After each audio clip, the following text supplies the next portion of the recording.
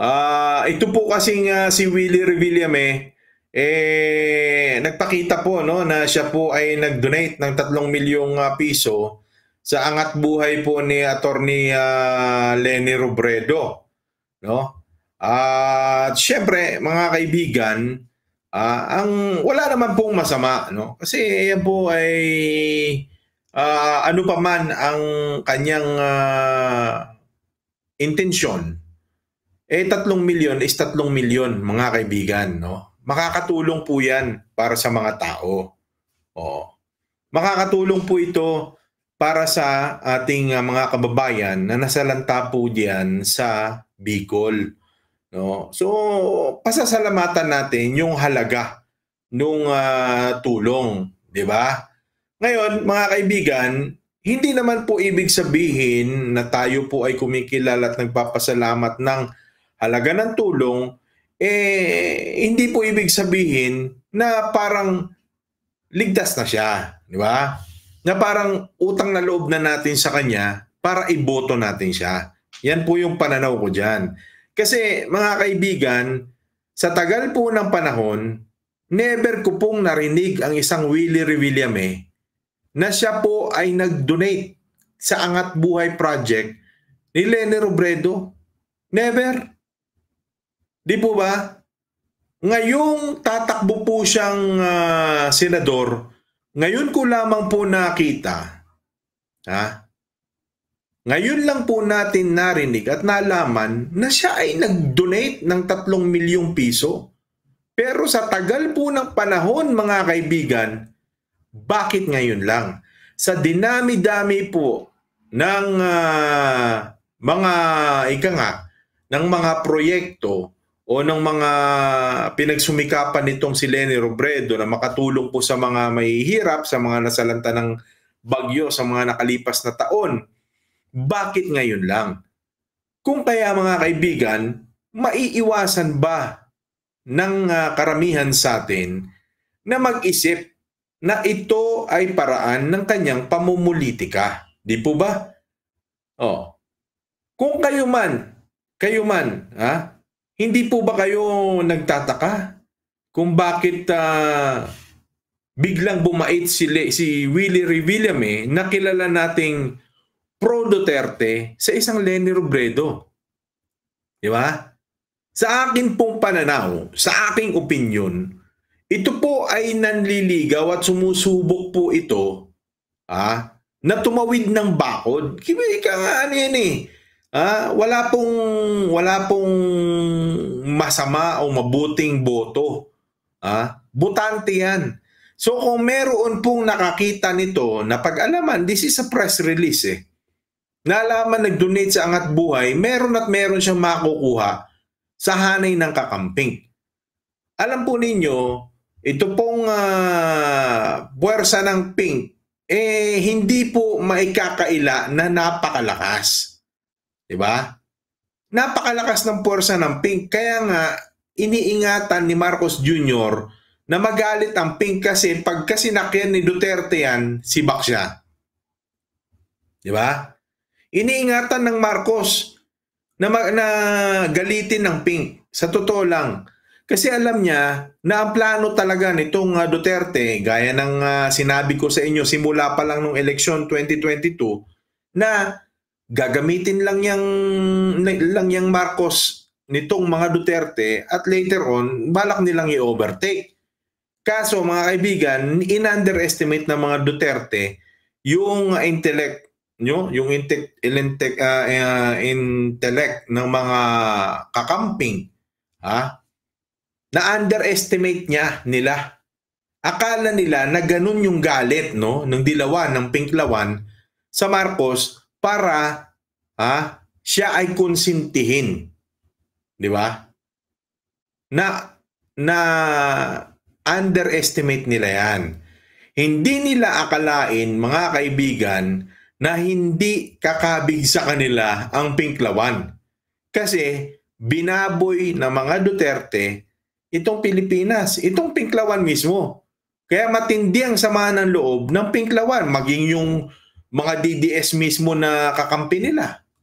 Naging matindi. 'di ba? Ang sama ng loob. So, kaya iyan ang habol ngayon nitong mga nangangandidato na katulad ni Willie Revillame. Yan po yung ano niyan, yan po yung habol nila ngayon. Habol niya ngayon na makahatak. Kasi boto yan mga kaibigan. Boto yan. Kahit anong sabihin nila, mga kaibigan, boto ito. Kaya gagawin ni Willie Revillame ang lahat para siyempre makakuha ng boto sa hanay nitong mga kakamping. Dahil sa totoo lang, ang true force, hindi po third force, ang true force ay nasa hanay nitong sumusuporta kay Lenny. No? Yan yung true force. Wala pong 31 million, walang 32 million. Diba? Yan po ay gawa lang nitong smart magic, mga kaibigan. Yan pong katotohanan na ating tinitingnan kasi kung titingnan mo ngayon, merong 32 million si Sara Duterte, di ba? Sabi niya. Pero kung titingnan nyo, ilan lang ba yung nagrarally para sa kanya? Wala, mga kaibigan. 30, ganun karami. Isipin mo yun.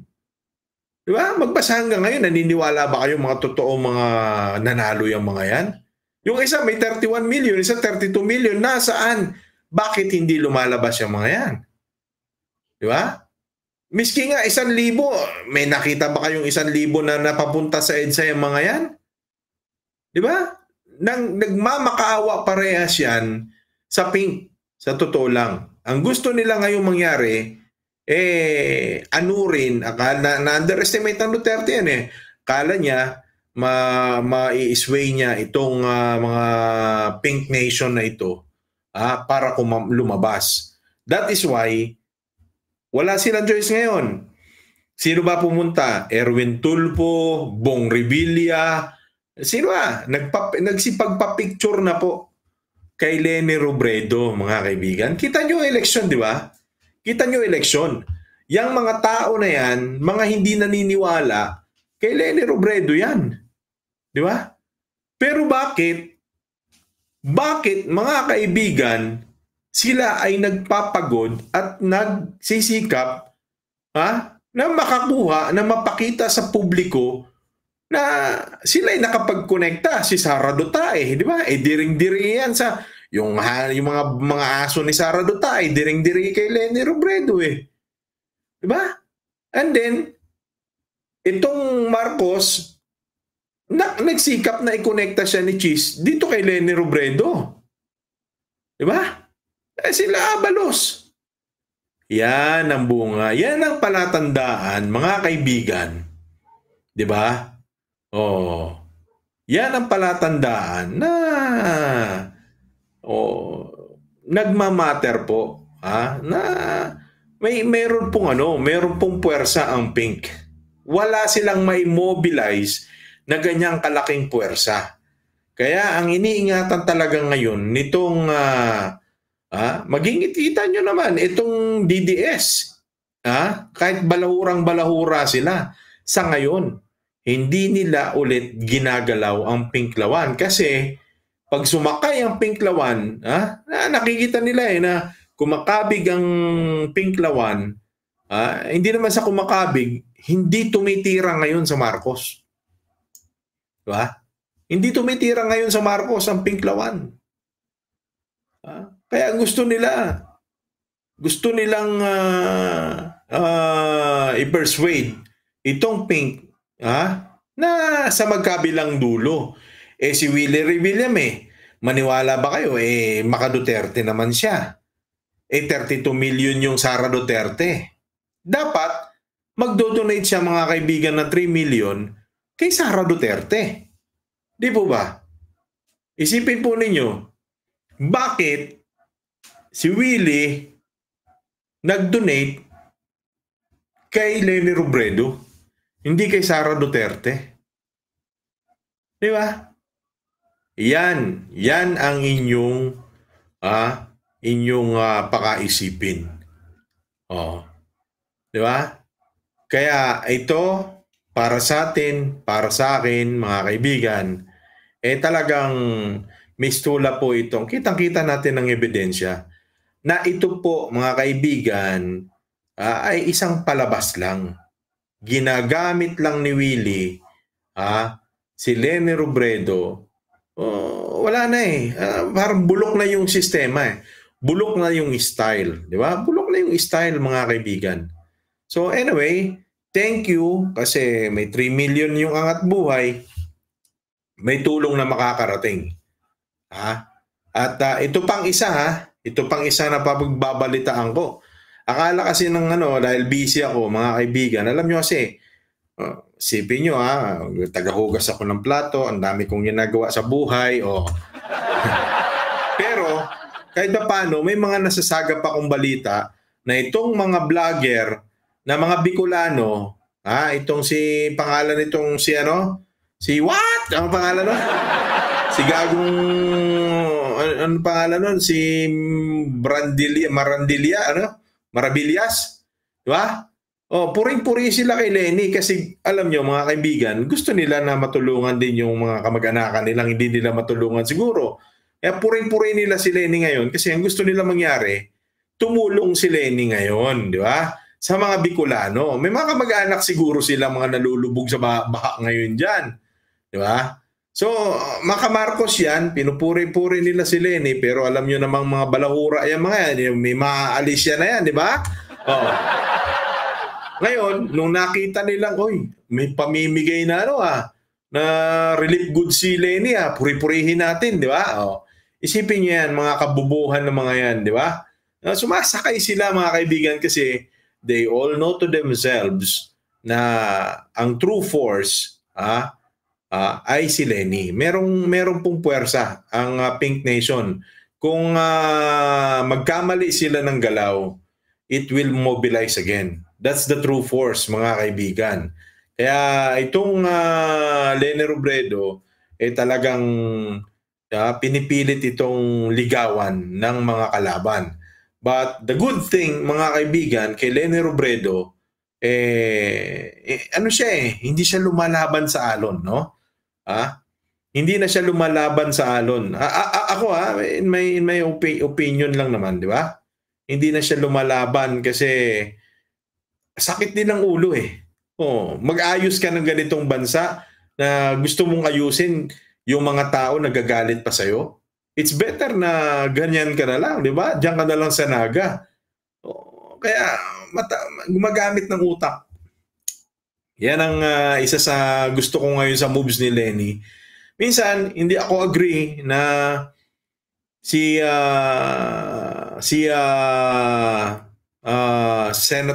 former Senator Antonio Trillanes, binabanatan si Leni. Again, alam niyo, mga kaibigan, sundalo naman siya di ba? Alam naman niya ang propaganda.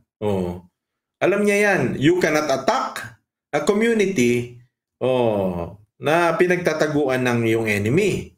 Hindi mo pwedeng atakihin yan kasi may tatamaan. So, yan yung yan yung di ba? Yung rules of engagement.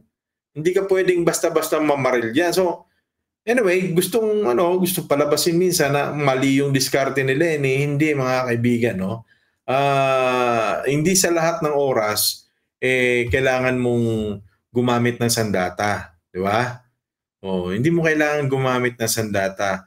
That is just showcasing, mga kaibigan, how hypocrite, kung paano niloloko nitong mga politiko na to yung kanilang mga sympathizer. Katulad niyan, itong mga ibang mga taga-kabilang bakod, galit na galit kay Leni. Ngayon, makikita ng mga butante nila na, bakit nagpapapicture? Di ba? Galit itong Sara, walang bilib kay Leni, itong kampo ni Marcos, ganun din. Bakit pa sila nagpapapicture kay Leni Robredo? Yun yung impact nun sa tao Kung titingnan mo, hindi kailangan magsalita ni Leni na yun yung epekto.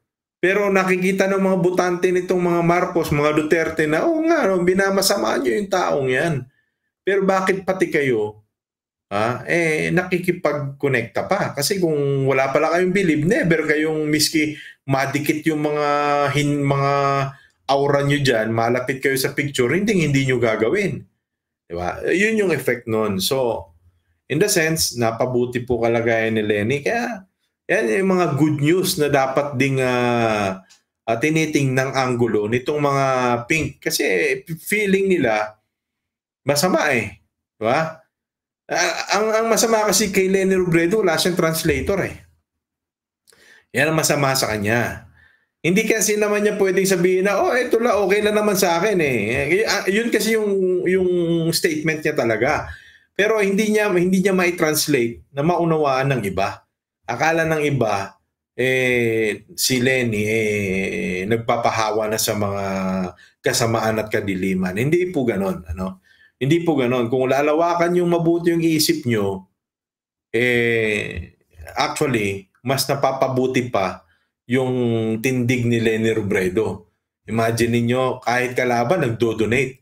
Everybody wants to have a piece, no, ng charisma nitong Lenny Robredo. Kaya pasalamat kayo kasi ano pa rin siya, tawag nun, meron pa rin siyang value, no?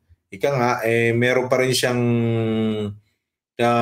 nagmamatter pa rin siya dito po sa mundo ng politics. However, sa national, talagang masisira lang yung kanyang diskarte dyan.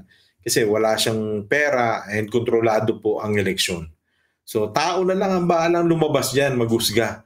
Kasi stable naman yan si Lenny. Meron naman siya sarili niyang pwedeng paglingkuran. Kahit wala naman siya sa politika, naglilingkod naman yan. So, yung mga taong bayan, kayo na bahala. Sa nakikita nyo, andyan, yung mga trapong mga politiko, kung masama si Lenny Robredo, bakit? Katulad nitong si Willie, sa tagal ng panahon, ngayon lang. 'Di ba?